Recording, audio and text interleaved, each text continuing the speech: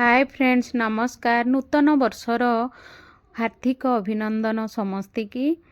एबे तो शीत दिन चली सबू गृहिणी मानक पई भारी टेंशन सखाळु हो किंबा संध्यारे किपरि अति कम समय रे आमे खाइबा प्रस्तुत करिबा ताहा समस्ते चाहती।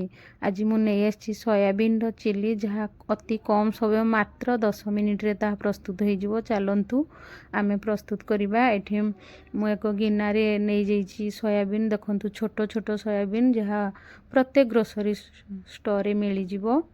एठी मु एक बाउल रे ट्रांसफर कर नेछि सेठी रे फुटुथिबा गरम पानी मु ऐड कर देछि। देखंतु मिनटिए पई मु एठी छाड़ देछि घोड़े की। देखंतु हमर पूरा सोयाबीन पानी को ये कर देछि। यापर मु भल भाव रे ठंडा पानी रे ताकू धोई की देखंतु एई टाइप रो हाथ रे चिपुड़ी नउछि। चिपुड़ी नबा द्वारा हमर इजिली भाजी हे जिवो। पानी बेसी नथिले भल। देखंतु एई टाइप रो भल भाव रे चिपुड़ला परे देखंतु मु एठी सबुतक सोयाबीन को एई टाइप रो चिपुड़ी नेछि। यापर मु पैन रे तेल गरम करी की हल्का एई टाइप रो गोल्डन हेबा जाए प्रथमे सोयाबीन को भाजी नेछि। पूरा भाजीबेनी टाण हो जिवो हल्का हल्का गोल्डन हला जाए। एठी मु पैन रे तेल गरम करके रखिथिली देखंतु 2 टेबल स्पून रो सेथिरे मु छोट छोट करके काटी रखिथिली रसुण अदा कंचा लंका को ऐड कर देछि। ता सहित भृषंग पत्र को मध्य ऐड कर देछि। भृषंग पत्र दबा द्वारा तार वासना टेस्ट बढ़िया लगी थाए। एठी मु स्क्वायर साइज रो पियाज और कैप्सिकम को काटी रखिथिली ताकू मध्य ऐड कर देछि। याकू हल्का मु सिझिला पर्यंत भाजीबी। बेसी तो भाजिले भल लागिबनी। देखंतु एई टाइप रो मु भाजीछि। या पर एठी मु tomato sauce chilli sauce soya sauce को मध्य ऐड कर देछि। भल भाव रे फेंटिला पर एठी मु फुणी 1 टेबल स्पून होबो टमाटो सॉस को मु ऐड कर देछि जहाँ मते कम लागिला सेथि पई।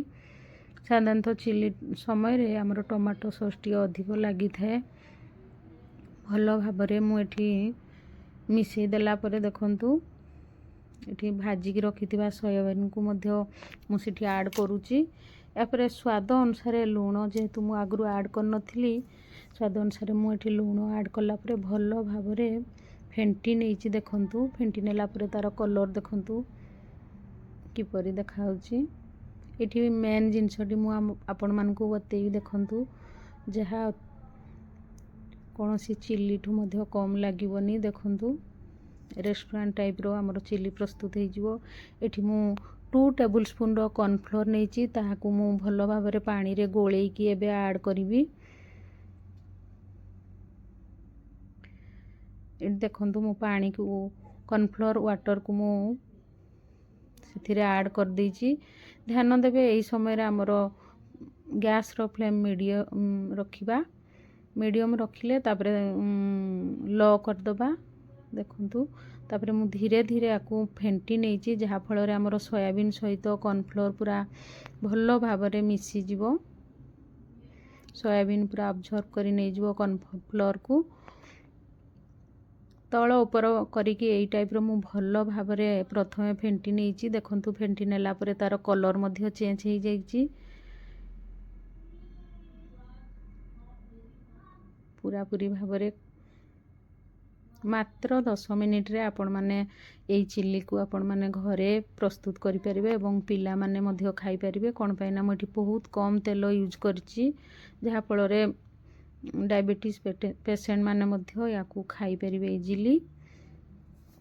देखंतु छोट छुआ मान को साधारणतः ऑयली फूड दबा कथा नुह सेति पई अति कम समय रे सोयाबीन को आमे प्रस्तुत करि परिबा।